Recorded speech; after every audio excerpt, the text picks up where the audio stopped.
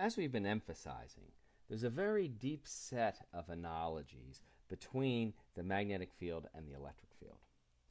And these are deep and physical, meaningful relationships between the two fields, but also this then gives us a structure for organizing our study of the magnetic field. What we're going to do is basically run through exactly the same set of logical ideas to which you've been exposed in the electric field case, but now looking at those from a new perspective, from the magnetic field case. So we're going to build this electric magnetic field analogy. But now that you've seen all of this material in depth in the electric field case, the hope is that we will be able to run through the corresponding concepts much more quickly and efficiently when we discuss them in the magnetic field case. So let's see what we learned about the electric field so far and see where we might want to go next. So we learned that there's a force due to the electric field, right? And that was just the charge times the electric field. And we learned then that in order to the electric field measured at the location of the charge, of course. And then we also learned how to calculate the value of that electric field. And the formula for that was actually our standard Coulomb's law, that the electric field at location R, we can write it in any of our favorite forms. We would sum up over the locations of all the charges, the charge times the unit vector from the charge to where we want to calculate the field, divided by 4 pi epsilon naught times the square of the corresponding distance.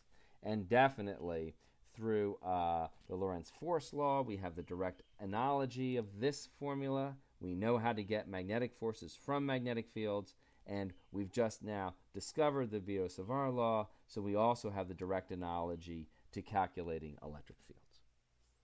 What did we do next? Once we had learned how to calculate electric fields, we went through a couple of examples, just like we've just done, and then the next thing that we did is we began to sort of want to build an intuition about how the electric field behaves. And what helped us to build that type of intuition was to learn how to build field maps. So we learned how to do electric field maps to help visualize those fields. And that then very quickly brought us to the idea of field lines. And those field lines, of course, had certain rules that went along with them. So we're going to want to begin to consider what magnetic field maps look like, and correspondingly what magnetic field lines are going to look like. One might ask also whether or not there's also a fluid analogy.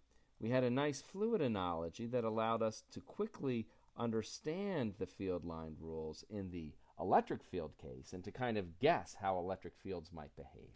So we might wonder, is there something similar that we can do in the magnetic field case so that given some complicated arrangement of wires, we can kind of quickly intuit how it is that the magnetic field lines must be behaving. The next thing that we did after that is we began to try to find a more convenient way for calculating electric fields. This Coulomb's law proved to be, how do we put it, straightforward, but the integrals become very nasty very quickly. We'd like to have some way of building up a repertoire very quickly of magnetic fields for complicated cases, perhaps where we can exploit symmetry. So we're going to look at how we can find some kind of analogy to Gauss's law. What is that analogy going to be? We're going to try to explore whether or not there is a Gauss's law that works for the magnetic field case. And finally, we had Gauss's law, as you recall, both in the integral form, but we also found a differential form, which allowed us to completely eliminate this issue of action at a distance. And we will see whether we can get rid of action at a distance as well for magnetic fields, because clearly for now we have this magnetic field that magically appears at some distance away from a given wire, way over here when the wire is running down here.